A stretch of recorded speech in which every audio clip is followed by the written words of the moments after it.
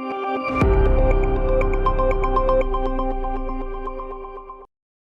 to this episode of ACG's GrowthTV. I'm Katie Mulligan with Middle Market Growth Magazine. On today's episode, we'll be talking about what makes carve-out transactions so complex. Later in the conversation, we'll also learn about the M&A Consortium, the only one of its kind representing 14 service providers that work together to execute M&A transactions on behalf of their clients, bringing a playbook of services pre-vetted to the table. To talk about that, I'm joined by representatives from two of the consortium's members. First, Kevin Burke is Director of Private Equity and Venture Capital at Globalization Partners, a human resources technology and services firm that uses an AI-driven employer of record platform to offer HR solutions and employee benefits services to firms without the need to set up costly international subsidiaries. Globalization Partners is also the sponsor of today's episode. Along with Kevin, I'm also joined by Paul Lennick, SVP of M&A Services with ContinueServe, which provides back office, IT, finance, and accounting outsourcing services. Kevin and Paul, thanks for joining me. Thanks so much, Katie. So Kevin, let's start with you. Carving out a business from a larger parent organization is complicated with a lot of moving parts. Execution excellence and having reliable partners to drive the separation from either the buy or sell side is, of course, critical to success. In these M&A scenarios, what tend to be the common pain points or sources of delay that you run into?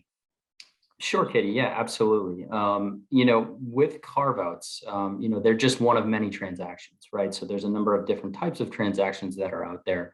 But what we see is that carve-outs can be the most complex, as you mentioned. Oftentimes, there are going to be many delays, and there's a lot of pressure to speed up the process and create efficiencies and drive value within the transaction. And there's many different levers to be able to pull, which is one of the reasons why our group got together. To organize and create that value of being able to drive those different levers throughout the process of that transaction or even ahead of the transaction. From our point of view, we take a view into the people of the transaction, right? So as we mentioned in the introduction, we're looking at helping the new co. So it can be, I'll take a step back. We can be brought in on both the buy side or the sell side of the transaction. So the buyer could present us to the seller as a way to stand up NewCo without the need for infrastructure in multiple countries where you may have very low headcount. And this provides a runway and an opportunity for NewCo to stand up day one, which again, kind of goes back to the idea of how quickly can we get this transaction to be closed. And so that's kind of the lens that we look at who's coming over in this transaction, who's coming from the parent company, what are their benefits, what are their employment contracts look like, are there works councils, there's a number of nuances within each individual country that can hinder that process and slow that process up. And so, part of the group is, we focus on the HR side. ContinueServe, they focus on the IT side, and there's many others within the organization, but we're leveraging each other to help, our clients and collectively in the transaction speed up the process and add value. Paul, I don't know if you'd have anything to add to that. Yeah, Globalization Partners is a great complement to what ContinueServe provides in these structured deals, where certainly the people part of the equation is extremely important, particularly outside of the US, where GP really is the expert provider in that space. ContinueServe, we provide IT, finance, and accounting outsourcing services. So in the case of a carve-out, where there isn't a conveyed set of resources for the back office, ContinueServe can provide that turnkey to that new co, that carved-out business.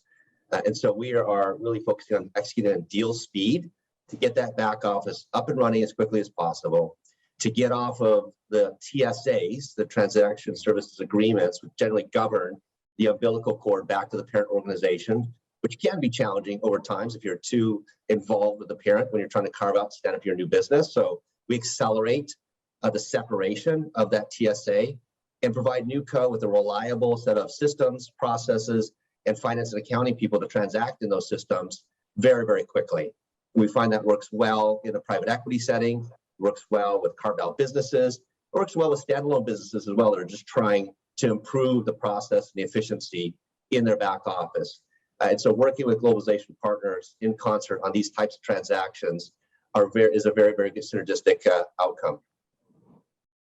No, thanks for that. And I think that's a good segue into the M&A consortium. I mean, Kevin, you alluded to this a bit, but both of your firms are part of this more formalized group that was created to drive values in transactions. Talk about who's involved in the M&A consortium and what each party brings to the table here. Yeah, absolutely. The M&A consortium represents 14 service providers. Globalization Partners that continue to serve are 2 of those 14 providers. And collectively, we focus on delivering deal speed solutions, largely to private equity clients, typically on the buy side. That doesn't mean it has to be buy side, but that tends to be where the consortium plays very well together for sponsors. Specific individuals from each of these 14 service providers are directly engaged. So when you engage with the consortium, you're getting a rapid response, A-grade resources from each of these organizations, sort of pivoting together to be complementary to that client situation. And the goals are simple. It's really to work behind the scenes on behalf of the clients to bring a playbook of services. That doesn't mean all 14 service providers are working together. It's usually 2 to 3 in any particular transaction because each transaction is unique. The focus is largely heavy on the back office, so people, process, and technology areas in the back office it tends to be where the service providers play most collectively together. Of the 14, so this is an alphabetical order. I'll kind of run through them quickly to give a feel for what we're talking about. So ADP from an outsourced payroll perspective, AWS, which is a cloud services provider, everybody's familiar with Amazon, 4TM Partners, which is a fractional CIO advisory firm, Globalization Partners, which Kevin represents, ContinuServe, which I represent, Landcore, which is an organization that's executive search. So oftentimes in these carve-outs, you need to stand up new people, find new people that are going to run the business. Locked In, which is an insurance and risk advisory firm. So setting up the benefits and making sure that the insurance policies are in place. NetSuite, which is an Oracle-owned company that is the ERP platform or the finance accounting platform, oftentimes the de facto solution for carve-outs. Optimus, which provides lease for capital equipment optimization services. PMC Treasury, which is an outsourced treasury provider. Risk International, which does insurance and risk consulting kind of work for these types of activities. Resourcer, which is a telecom and telephony solutions provider. Symphony, which does software development work. And West Monroe, which does the IT diligence and operational improvements, TSA development and value creation initiatives in these types of transactions. So that's the 14 members. Again, it's not just all 14 working together. We're all independent organizations, but we come together behind the scenes, usually 2 to 3 of us, to really focus on delivering synergistic value to that particular transaction. And Kevin, anything you'd add to that with Globalization Partners involvement? I mean, what I would add is that you're also collectively, from the group of 14, you're also getting the network from those 14 organizations and individuals. So although it may not be directly tied to our consortium, the resources that we all touch outside of the consortium also may come into play. And so the value is not just standalone within the consortia. It's each individual brings something else to the table in their own individual networks. So if there is a unique situation with oftentimes in carve-out, something pops up that's, hey, have you guys ever come across this or heard of this? And someone will be able to chime in immediately and say, actually, I have a contact for that. So, we do have our core services that we all each individually provide, but then there's an additional layer of value that we bring to the table through experience and networks. Mm-hmm.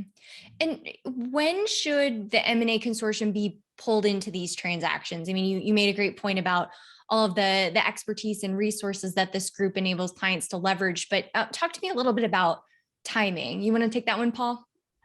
Yeah, everyone always says the earlier the better. I'd say that's true. Have an early conversation and to determine, when the value each consortium member should be pulled in. Oftentimes if pulled in early, like I said, consortium member may be able to shape kind of the operating model up front, maybe saving some downstream time by learning about, new developments in that particular area. For example, like in the area of IT, where continuous our focus is, there's a never-ending set of new solutions coming into the market, from a cyber perspective to cloud data lakes to AI to even the RPA, robotic process automation solutions.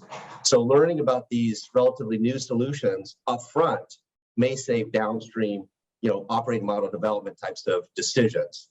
So the answer is as early as possible for a quick discussion, and then determine the right point to more formally engage with that consortium member as the transaction moves forward. Mm-hmm. Yeah, and I would just add that I think another advantage of the consortium is the flexibility and ability to move quickly. So although we do want to be brought in as early as possible, sometimes that's just not the case, and so we can react quickly, and that's the other benefit of collectively having the 14 of us working together behind the scenes, as Paul mentioned. When things get come dropped on the last minute, we have that ability to move quickly and leverage our resources and leverage our teams internally. So yes, brought in as early as possible, but we certainly can move when we're called upon. So before I let you both go, Paul, can you talk about what's next for this program? What's ahead? Yeah, a couple of things. I mean, we're trying to tackle some of the most challenging issues in and around the space. For example, thought leadership being developed around ERP technology with NetSuite, how to execute carve-outs at deal speed in partnership with West Monroe, as well as human capital optimization strategies with Globalization Partners. So we're continuing to kind of push the needle further and bring ideas to the table with various consortium members partnering together in the marketplace. And the second thing is, in the spring, the consortium will be engaging in ACG events more and more, with a plan to attend the upcoming ACG Intergrowth 2022 conference in late April in Las Vegas. So more to come on that, but we'll certainly have a presence there, and we'll be outreaching to a number of the ACG members to further sort of define what we are to the ACG membership, and hopefully continue to add value in the organizations.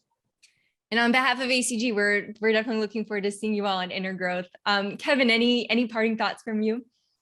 No, I nothing major. Just would love feedback. For those that do interact with us, and as we continue our outreach and branding our group, would love some feedback and opportunity to kind of show you what we collectively as a group can do. So look forward to a lot of ACG members reaching out, and look forward to many conversations upcoming.